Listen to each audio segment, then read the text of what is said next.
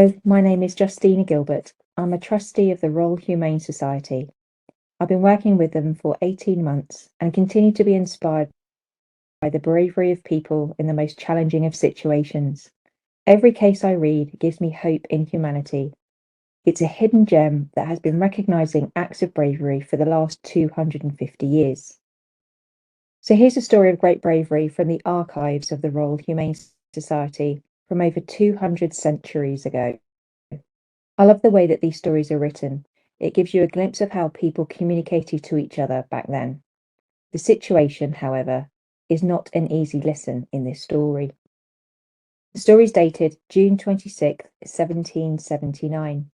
And to set the wider context, 1779 was the year when Captain James Cook was killed and George III was king. Just days before this story, Spain declared war on the Kingdom of Great Britain and the Great Siege of Gibraltar began. A copy of A Letter to Dr. Hawes.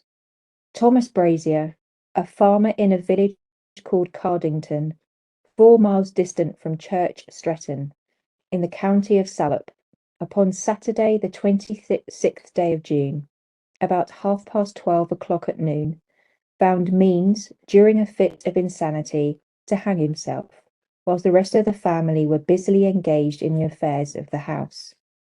The time he continued in the above situation cannot be exactly ascertained, but from a variety of concurring circumstances, it is firmly believed to be between 12 or 14 minutes, but some think between 15 or 16. When he was cut down, there was not the least apparent sign of life remained.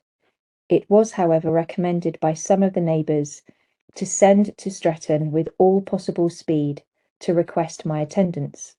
I fortunately happened to be at home when the messenger arrived and set off instantly. During this interval, about 35 or 40 minutes, the attendants did everything they could think of to promote his recovery, and a short time before I saw him, he had been observed to fetch a few deep sighs or gulps, through a considerable space of time had elapsed between each. Upon examination, I found there was scarce any perceptible motion in the artery at the wrist. The surface of his body was remarkably cold, particularly his extremities. The blood was settled in his face, so as to make his mouth and lips appear very livid, and a large quantity of frothy saliva was frequently discharged, together with several clots of coagulated blood. As there was no time to be soft, I immediately ordered him to be placed upon a bed. Till now he had been supported between 2 assistants upon a chair, with a hot blanket under him, his head and shoulders a little raised. In this attitude I employed 4 strong men to make use of the most powerful friction. With warm flannels, strong volatile spirits were frequently applied to his nose and temples, etc. The door and windows were kept open, so that the fresh air might have free access to him. In a short time, I had the pleasure to find the good effects of the above treatment were very visible. An agreeable warmth began to be diffused over the surface of the body. His gasps and sighs became more frequent. His pulse became stronger, and the vibrations more regular. Soon after the appearances of the above favourable symptoms, he was attacked with the most violent spasms, and they became too general, that I believe there was scarcely a muscle in the whole system unaffected. I now ventured to open a vein during a remission of the spasmodic contractions, and discharged about 8 or 9 ounces of blood, in hopes that the evacuation might be a means of abating his troublesome symptom.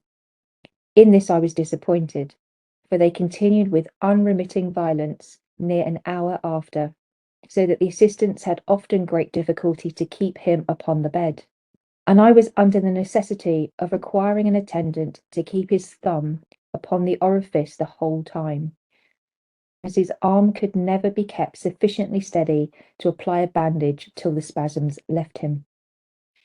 About 4 o'clock I had the satisfaction to perceive they began to diminish.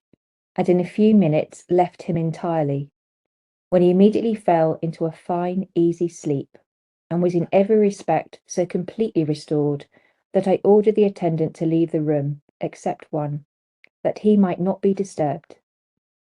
He continued in a dozing state till between 10 and 11 o'clock the same night, and then awaked perfectly sensible, but complained of a prodigious soreness in the muscles of his back, breast, and throat, etc.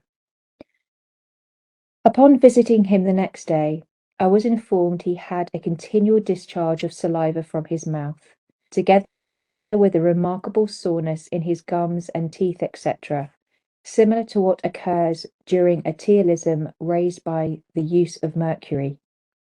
I observed his neck, where the cord had pressed, was very black, particularly that part where the knot was applied, which was under the ear, immediately over the superior attachment in the mastoidus muscle, and the whole of that muscle was much inflamed, sore, and tender. I ordered him an acid gargle for his mouth, and a deodorant embrocation to be frequently applied to his throat externally, from the use of which all complaints gradually disappeared, and he is now, at Friday the 2nd of July, in perfect health. I am, sir, your humble servant, Richard Langslow. So thank you for listening to this story. It's just one of thousands of such stories that we hold in the archives, and many more recent ones can be found on the Society's website. I encourage you to take a few moments to explore the stories of bravery from members of the public, young and old alike. Recipients of these awards are not all medically trained, which makes their efforts even more inspiring. The Royal Humane Society is a small charity that relies on donations to continue its work. If you are able to support us in any way, thank you.